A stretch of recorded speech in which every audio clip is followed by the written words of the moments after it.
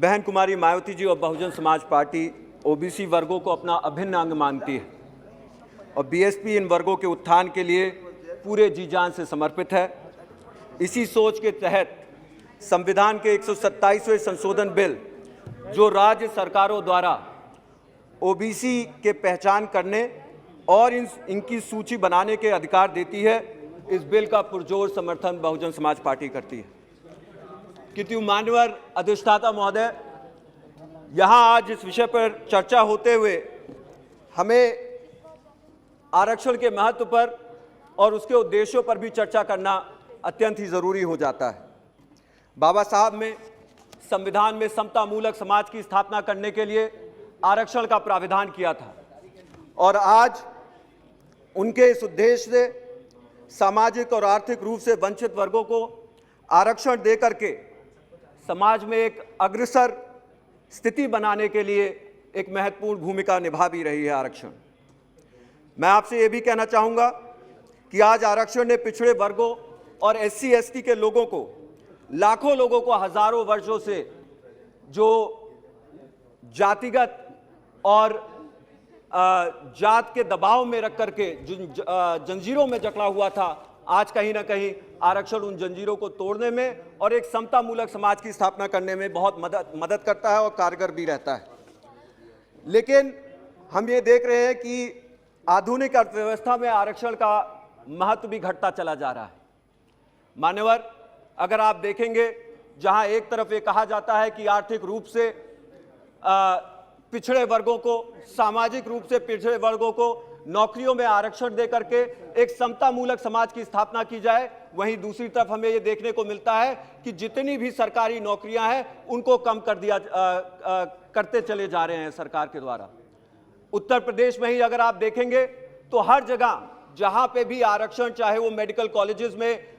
टीचरों के पद पर हो, प्रोफेसरों के पद पर हो, वहां पे आरक्षण, खास तौर से ओबीसी वर्ग के आरक्षणों को पूरी तरह से लुप्त कर दिया गया है। उनको इस सरकार ने खाने का काम किया है और दूसरी तरफ ढिंढोरा पीटते हैं कि ये ओबीसी वर्गों के साथ पूरी मजबूती से लगे हुए हैं। आपके माध्यम से मैं सदन को बताना चाहूंगा कि एक तरफ आप देखेंगे, चाहे वार्ड बॉय,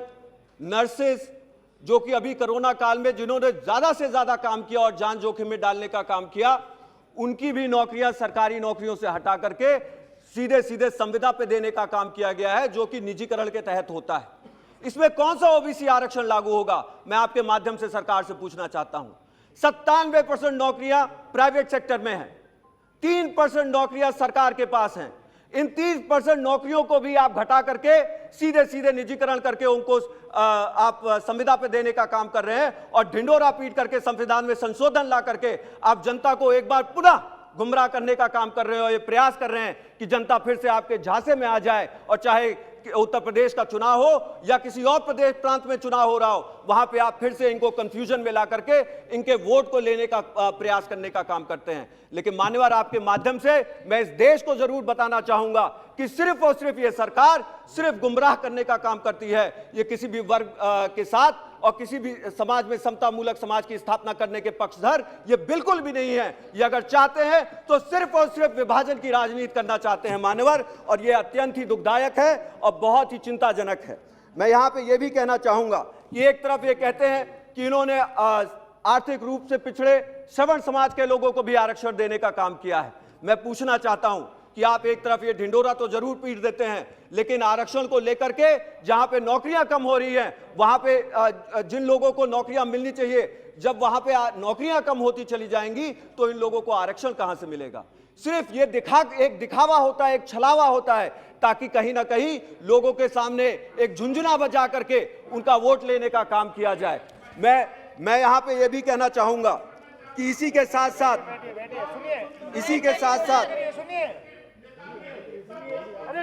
बैठे मान्यवर, अगर ये जातवादी राजनीति से पीड़ित नहीं है तो ये क्या है। आज इनको सबसे ज्यादा दुख इस विषय पर हो रहा है कि यहाँ पे बहुजन समाज पार्टी अपना पक्ष रख रही है। दूसरा, मैं ये भी पूछना चाहता हूं कि अगर ये विभाजनकारी और जातवादी राजनीति नहीं है तो इसके साथ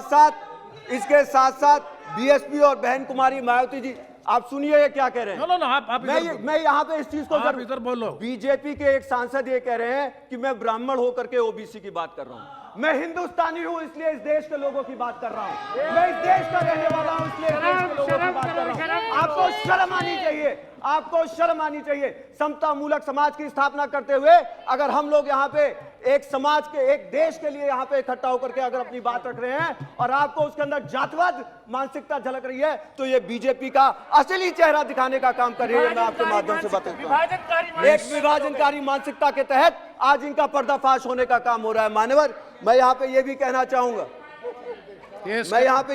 चाहूंगा, इसके साथ साथ बीएसपी और बहन कुमारी मायावती जी ने शुरू से ही मांग किया है कि ओबीसी समाज की अलग से जनगणना होनी चाहिए। और उसी के साथ साथ यदि ये जनगणना नहीं होती है तो देश के हजारों ओबीसी समाज के लोगों के साथ इस जनगणना से उनको वंचित रखना ये बहुत ही सरासर अन्याय है, क्योंकि ये उनके अधिकारों से उनको वंचित करने का काम करता है यदि ये जनगणना उनके सामने नहीं रखी जाती है। इसी के साथ साथ मैं ये भी कहना चाहूंगा कि आज सत्ता प्राप्त करने के लिए सत्तारूढ़ के दल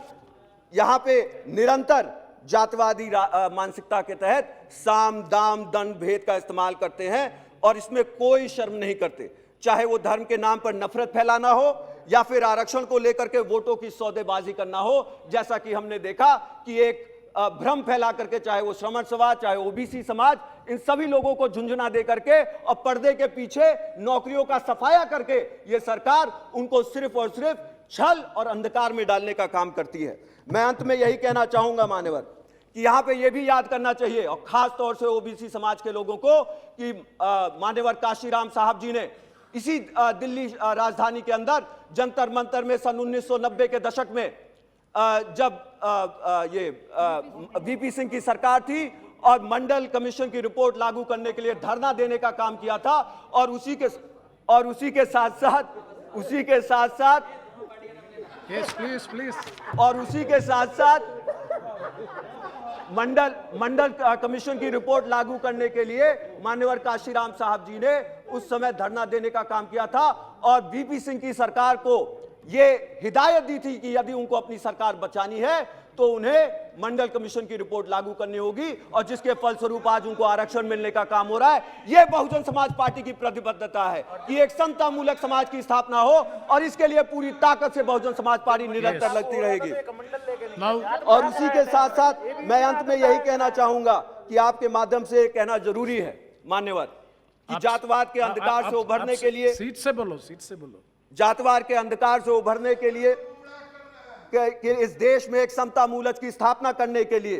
हम लोगों को यह बहुत जरूरी है कि हम समान अवसर हर वर्गों को देने का काम करें। और उसके लिए मान्यवर हमें विभाजनकारी राजनीति नहीं करना है, हमें लोगों की नौकरियों के साथ छल कपट नहीं करना है, लेकिन समाज को अग्रसर बनाने के लिए, एक समता मूलक समाज की स्थापना करने के लिए सर्वजन हिताय सर्वजन नारे के तहत जिसपे बहन कुमारी मायावती जी चलने का काम करती हैं, उस पर इस पार्टी को भी चलने का काम करना होगा और तभी एक समाज की स्थापना हो पाएगी जिसमें सभी लोगों को बराबरी मिलेगा, सभी लोगों को समान अवसर मिलेंगे और इस देश का उत्थान होगा। हमसे जुड़े रहने के लिए हमारे YouTube चैनल को सब्सक्राइब करें और नई वीडियो की नोटिफिकेशन के लिए बेल आइकॉन को दबाएं। अगर आप ये वीडियो Facebook पर देख रहे हैं तो लाइक जरूर करें और ज्यादा से ज्यादा शेयर करें। धन्यवाद।